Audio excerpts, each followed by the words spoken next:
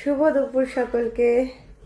তো এখন তো আমার বসার সময় নেই, আজকে আমি বসতেই পারবো না সারাদিন, যেহেতু বাড়ি ছিলাম না অনেক দিন।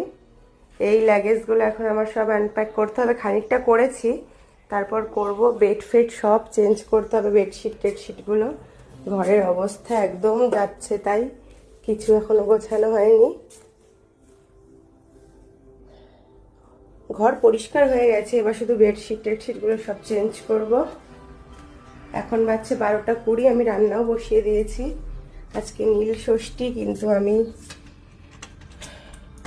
উপোস থাকতে পারিনি, যেহেতু কালকে জার্নি ফার্নি হয়েছে, তো ওই জন্য আমি উপোস নেই। আর এই যে রাঁধুনি ধুয়ে দিয়েছি, সকালে রাঁধুনি ধুয়ে রোদ্রে দিয়েছি। রোদ আসবে একটু পরেই, আমার ব্যালকানিতে রোদ আসবে, অনেকক্ষণ থাকবে, একদিনেই শুকিয়ে যাবে।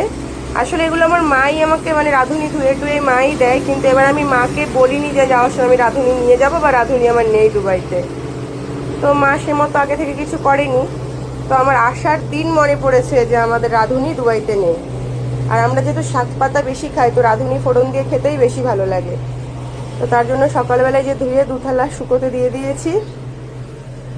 আর এদিকে রান্নাটাও করে নিচ্ছি, অরিকে স্নান করাবো আবার।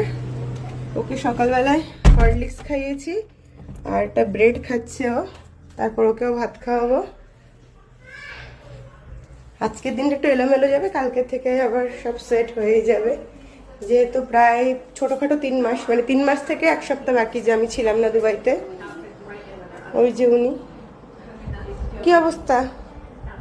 ব্রেডটা ছড়িও না, ব্রেডটা খাও। টাকা সব জায়গা ছড়াস না পাপা।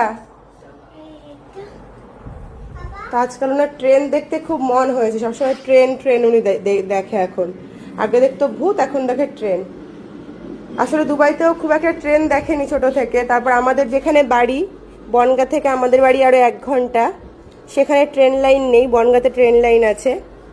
তো উনি ঠাকুরনগর ওনার মাসির বাড়িতে গিয়ে এত ট্রেন দেখে, যেহেতু আমার দিদির বাড়ি স্টেশনের একদম কাছে, তো এখন ওনার ট্রেনের প্রতি ভীষণ মন মজেছে।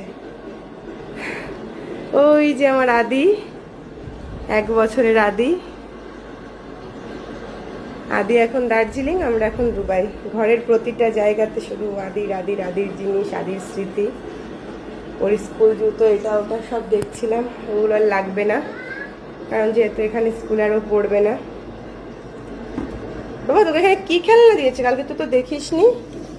এই যে কালকে ওনাকে ফ্লাইট থেকে কি কি দিয়েছে জানো? আদিকেও দেয়, আদি যখন আসতো।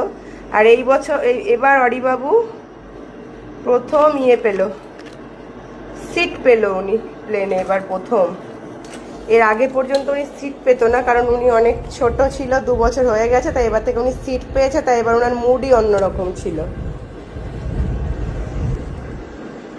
তো এই আর কি, সবাই ভালো থেকো, সুস্থ থেকো। তোমাদের সাথে দেখা হবে আবার পরবর্তী কোনো ভিডিওতে। ততক্ষণের জন্য টাটা।